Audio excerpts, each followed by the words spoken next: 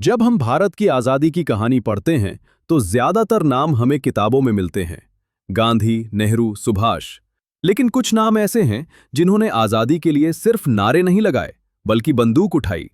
क्या आप जानते हैं, पहले विश्व युद्ध के दौरान भारत के क्रांतिकारियों ने जर्मनी से हथियार मंगवाए थे और उस पूरे गुप्त मिशन का नेतृत्व कर रहा था एक ऐसा इंसान जिसे अंग्रेज भी कहते थे, अ मैन ऑफ एक्स्ट्राऑर्डिनरी करेज। उसका नाम था बाघा जतीन।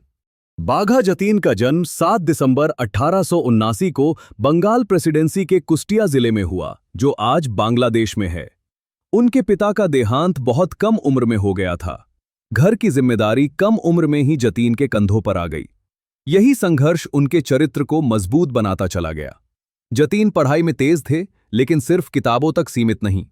उन्होंने कोलकाता विश्वविद्यालय से दर्शन शास्त्र फिलॉसफी की पढ़ाई की। वो स्वामी विवेकानंद से गहराई से प्रभावित थे।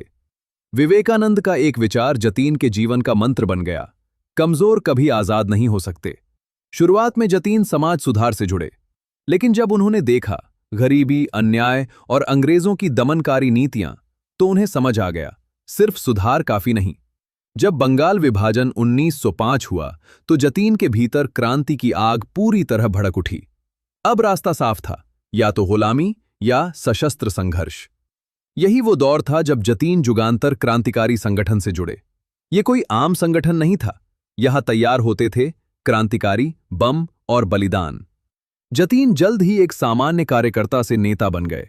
उनका विश्वास साफ था, अगर अंग्रेज तलवार से आए हैं तो जवाब भी तलवार से मिलेगा।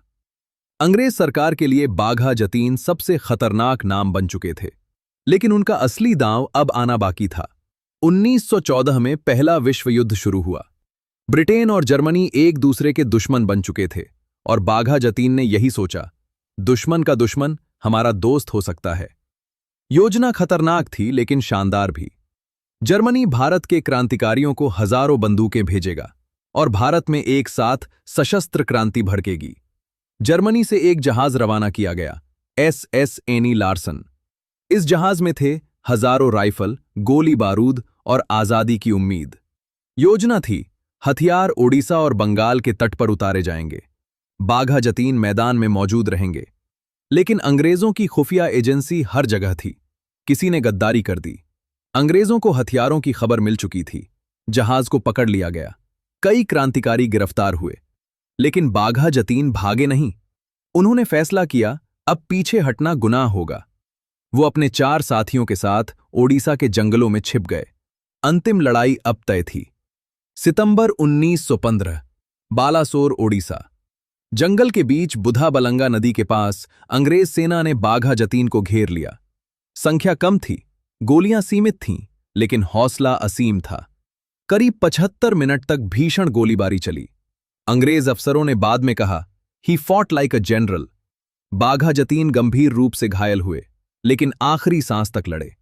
10 सितंबर 1915, अंग्रेजों की हिरासत में बाघा जतीन ने आखिरी सांस ली। लेकिन दिलचस्प बात यह है, अंग्रेज अखबारों ने खुद लिखा, India has lost one of its. आजादी की लड़ाई सिर्फ अहिंसा की नहीं थी। कुछ लोग थे जो इतिहास के अंधेरे में हथियार लेकर खड़े थे। बाघा जतीन उन्हीं में से एक थे।